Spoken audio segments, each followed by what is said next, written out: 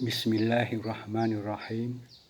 Assalamualaikum warahmatullahi ta'ala wabarakatuh dan salam sejahtera.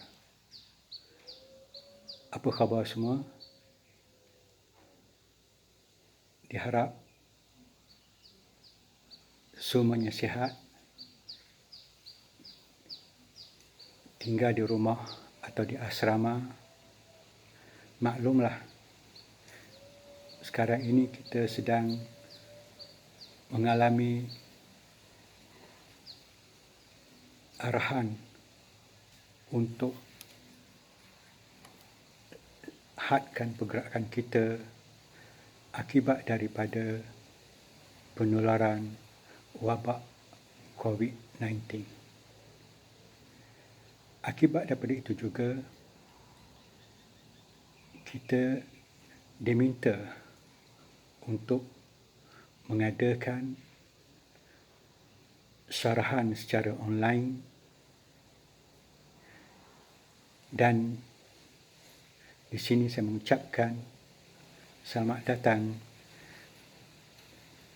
ke dalam lecture online kita pada petang ini.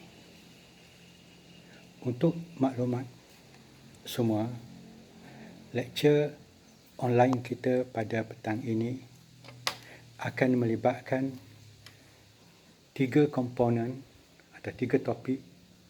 Yang pertama iaitu A Brief History of Integrated Aquaculture.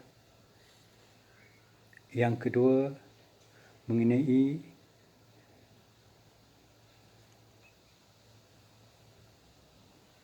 ikan dan tanaman secara bersepadu.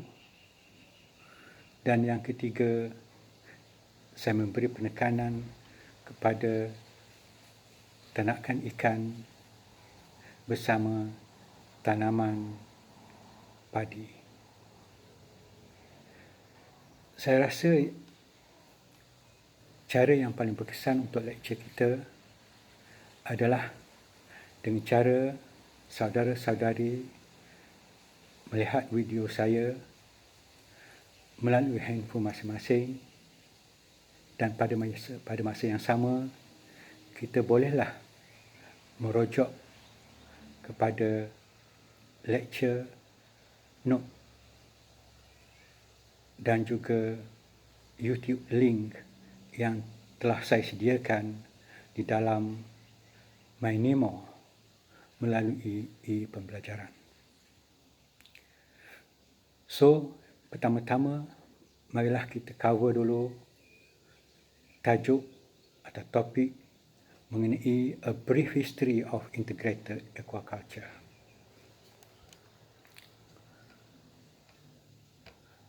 Seperti yang kita sedia maklum, aktiviti aquakultur adalah mengikut sejarahnya bermula di negeri China,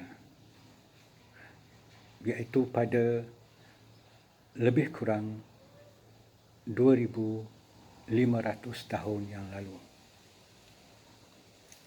Untuk aquakultur bersepadu juga, mengikut sejarahnya, ia juga telah bermula di negara China, akaran daripada aktiviti aquaculture yang mula-mula dilakukan ataupun dilaksanakan di sana, iaitu lebih kurang pada 2,000 tahun yang lalu. Dan maklumatnya telah didokumentkan, iaitu melalui aktiviti ternakan ikan bersama dengan tumbuhan akuatik. Dan selepas itu, aktiviti ternakan ikan bersama sawah padi telah berlaku lebih kurang 1,100 tahun yang lalu. Kemudian pada 600 tahun yang lalu, berlaku pula aktiviti penggiliran ternakan ikan bersama dengan tanaman rumput. Dan tanaman rumput ini adalah digunakan untuk haiwan ternakan. Dan pada tahun 1620-an, terdapat aktiviti ternakan ikan di dalam kolam bersama dengan tanaman mulberry.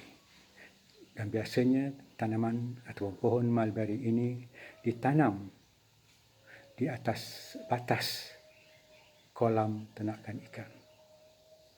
Dan aktiviti ini yang kita biasa tahu adalah aktiviti penghasilan silk ataupun pakaian, di mana silkworm telah memakan daun mulberry dan ia akan menghasilkan benang. Dan benang ini akan dijadikan kain atau pakaian di negara China. Aktiviti ini terus tersebar ke Taiwan, ke seluruh negara-negara di kawasan Asia Tenggara, termasuklah di Malaysia. Dan untuk di Malaysia, ianya berlaku lebih kurang dalam tahun 1940 atau 50-an, iaitu selepas aktiviti ataupun selepas Perang Dunia yang kedua. Di negara India telah dicatatkan bahawa aktiviti ternakan aquaculture bersepadu ini telah bermula lebih kurang pada tahun ataupun pada 1500 tahun yang lalu. Dan seperti yang saya katakan tadi, aktiviti ternakan aquaculture bersepadu ini telah menjadi meluas di seluruh dunia selepas Perang Dunia yang kedua. Persoalannya, kenapa selepas Perang Dunia yang kedua? Kita sedia maklum bahawa selepas Perang Dunia yang kedua, manusia telah serik akibat daripada peperangan. Jadi mereka mahu hidup cara baru untuk mendapat makanan dan keselesaan untuk hidup. Di samping itu juga, selepas Perang Dunia Kedua, maka berlaku industri revolution.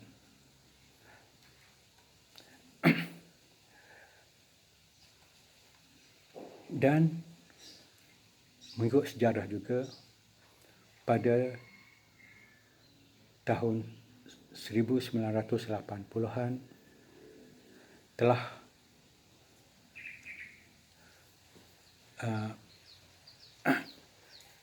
berlaku aktiviti ternakan secara hidroponik, dan ia sedikit sebanyak telah membuahkan hasil yang menggalakkan. Dan untuk aktiviti hidroponik ini, ia semakin lama semakin improving, dan pada tahun 1990-an maka terdapatlah advancement ataupun peningkatan dari segi sistem desain, di mana telah direka berbagai desain untuk projek aquaponik ini, telah direka pelbagai biofiltration untuk meningkatkan lagi aktiviti atau penghasilan ikan dan tanaman melalui projek hidroponik ini. Dan ini juga telah menuju ke arah penghasilan sistem tertutup dalam aquaculture, di mana air yang digunakan oleh ternakan ikan kita semula diserap oleh tumbuh-tumbuhan, dan air yang bersih telah digunakan semula oleh ternakan ikan. Dan pada masa yang sama, air yang kotor tadi digunakan dan diserap oleh tumbuhan sebagai nutrien untuk pembesaran kepada tumbuhan-tumbuhan tersebut.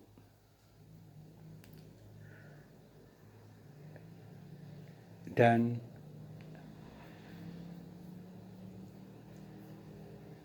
banyak kajian-kajian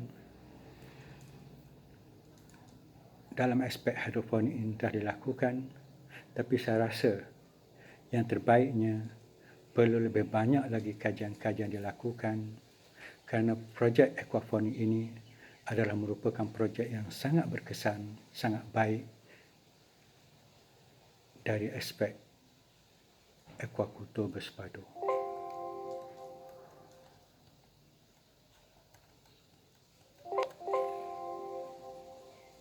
So, itulah sedikit mengenai sejarah ringkas